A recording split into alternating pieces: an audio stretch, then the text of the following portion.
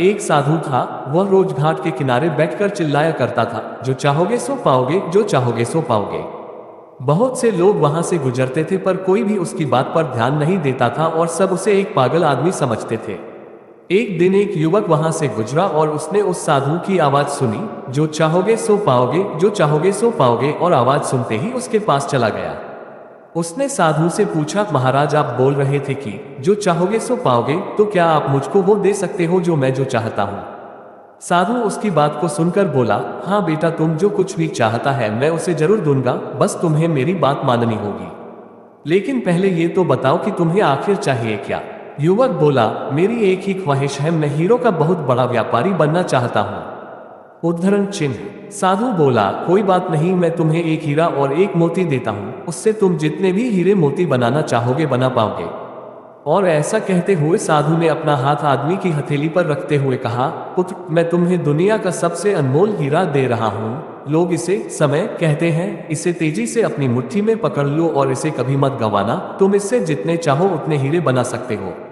युवक अभी कुछ सोच ही रहा था कि साधु उसका दूसरी हथेली पकड़ते हुए बोला, पुत्र, इसे पकड़ो, ये दुनिया का सबसे कीमती मोती है। लोग इसे धैर्य कहते हैं। जब कभी समय देने के बावजूद परिणाम ना मिले तो इस कीमती मोती को धारण कर लेना। याद रखन, जिसके पास यह मोती है वह दुनिया में कुछ भी प्राप्त कर सकता है।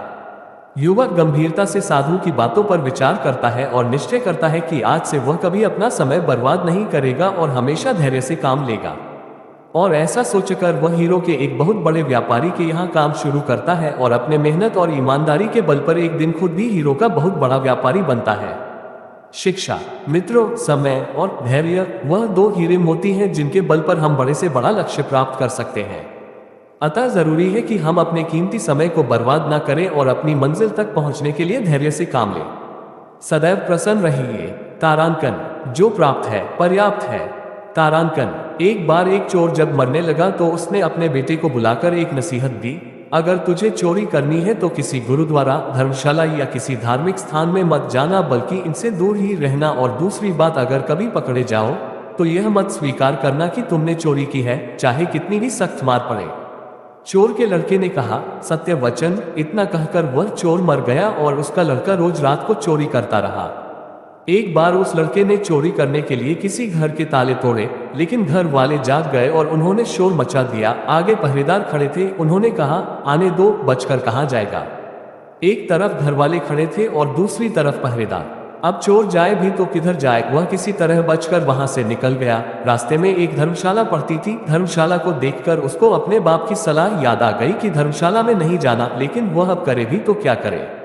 उसने ये सही मौका देखकर वह धर्मशाला में चला गया जहां सत्संग हो रहा था। वह बाप का आज्ञाकारी बेटा था, इसलिए उसने अपने कानों में उंगली डाल ली जिससे सत्संग के वचन उसके कानों में ना पड़ जाए। लेकिन आखिरकार मन अड़ियल घोड़ा होता है, इसे जिधर से मोड़ो ये उधर नहीं जाता है। कानों को बंद कर लेने के बाद भी चोर के कानों में यह वचन पड़ गए कि देवी देवताओं की परछाई नहीं होती। उस चोर ने सोचा कि परछाई हो या ना हो, इससे मुझे क्या लेना देना। घर वाले और पहरेदार पीछे लगे हुए थे। किसी ने बताया कि चोर धर्मशाला में है। जांच पड़ताल होने पर वह चोर पकड़ा गया। पुलिस ने चोर को बहुत मारा, लेकिन उसने अपना अपराध कबूल नहीं किया। उस समय ये नियम था कि जब तक मुजरिम अपराध ने स्वीकार कर ले तो सजा नहीं दी जा सकती।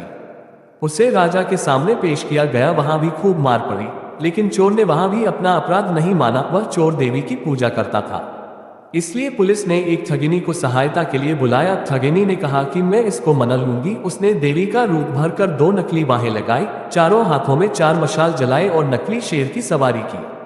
क्योंकि वह पुलिस के साथ मिली हुई थी, इसलिए जब वह आई तो उसके कहने पर जेल के दरवाजे कड़क कड़क कर खुल गए। जब कोई आदमी किसी मुसीबत में फंस जाता है तो अक्सर अपने इष्ट देव को याद करता है, इसलिए चोर भी देवी की याद में बैठा हुआ था कि अचानक दरवाजा खुल गया और अंधेरे कमरे में एकदम रोशनी हो गई।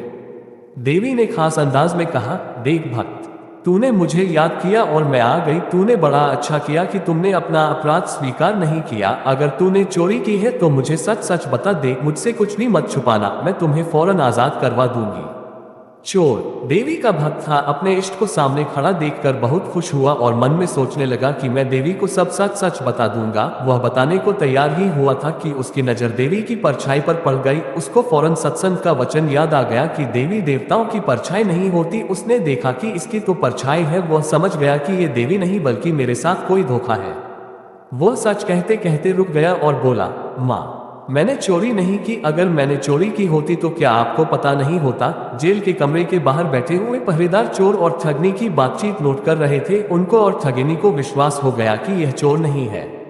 अगले दिन उन्होंने राजा से कह दिया कि यह चोर नहीं है। राजा ने उसको आजाद कर दिया। जब चोर आजाद हो गया तो सोचने लगा कि सत्संग का एक वचन सुनकर मैं जेल से छूट गया हूँ। अगर मैं अपनी सारी जिंदगी सत्संग सुनने में लगाऊं तो मेरा तो जीवन ही बदल जाएगा। अब वह प्रतिदिन सत्संग में जाने लगा और चोरी का धंधा छोड़कर अच्छा इंसान महात्मा बन गया। शिक्षा, कलयुग में सत्संग ही सबसे बड़ा तीर्थ है।